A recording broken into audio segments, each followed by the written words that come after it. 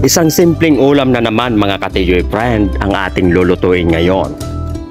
Tayo'y magmumunggo. Habang pinapalambot natin mga katiyoy friend ang ating munggo beans, sisimulan na muna natin yung proseso ng ating mga ingredients. Siyempre meron tayong karning baboy, ayan. Ipa-fry lang natin yan mga katiyoy friend hanggang sa mag-golden brown. Ayan, masarap yung karning baboy na isasahog natin kapag ganito yung ating pakaprito. Next mga katiyoy friend, igigisa na rin natin yung ating bawang at sibuyas. Antayin lang natin yan na maamoy natin ang aroma. At ilalagay na rin natin yung ating kamatis.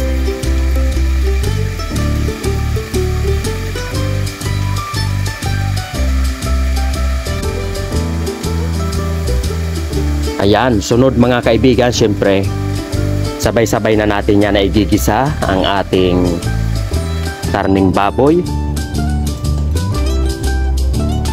Habang nakasalan yung ating munggo sa kabilang kalan, malambot na yung ating munggo mga katiyoy friend. Ilagay na po natin yung ating cubes.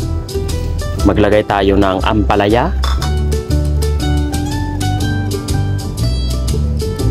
Siyempre meron tayong sili.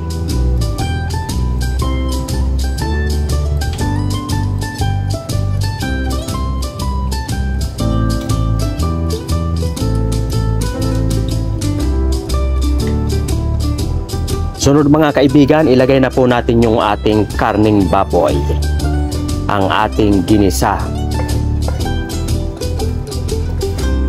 Napakasarap na naman, simpleng ulam.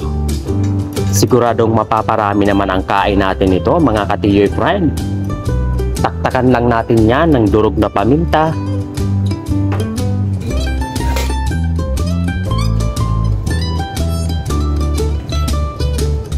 Papawisan naman tayo nito mga kaibigan. Kapag ito naman yung ating ulam, mapaparami naman ang kain natin ito mga katiyoy friend. Maglagay lang tayo ng seasoning.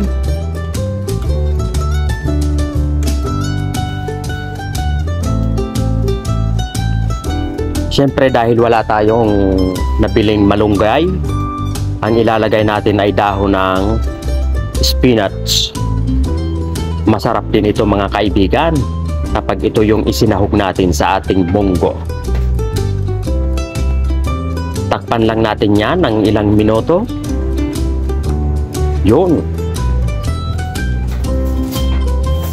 Pwede na yan mga katiyoy friend. Siyempre i-ready na natin yung ating mangkok. At ano pang ating inaantay? Abay, kailangan sabay-sabay na naman tayo kumain at tumigop ng mainit na sabaw. Oh, ano pa? Abay, kumain na tayo. Thanks for watching.